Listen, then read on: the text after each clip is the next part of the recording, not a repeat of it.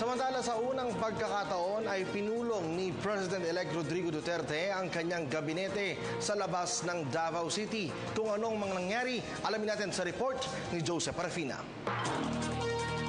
Sa kauna-unahang pagkakataon, ginawa na sa Metro Manila ang cabinet meeting ni incoming President Rodrigo Duterte.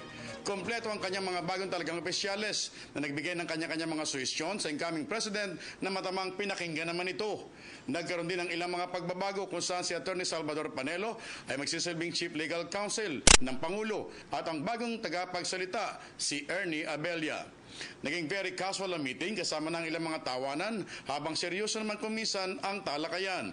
Sinabi din ng kasalukuyang spokesperson na maaaring isang cabinet meeting pa ang maganap bago ang formal na panunumpa bilang bagong Pangulo ng bansa. No, it just went straight in, straight in. Very casual, very informal.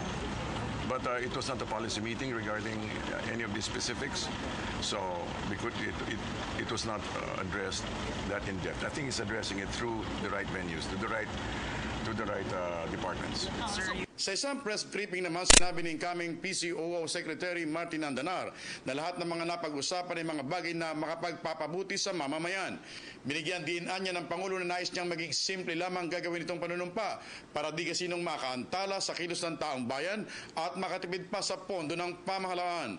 Mas minarapat niya ng Pangulo na sa ibang lugar na lamang manumpa ang bagong Vice Presidente dahil naman sa liit ng pwesto sa Malacanang kung saan gagawin ng kanyang panunumpa. Ito'y sa hangaring mapasalamatan din ni Vice Leni ang kanyang mga taga-suporta ng todo-todo. His inaugural celebration will be simple yet meaningful.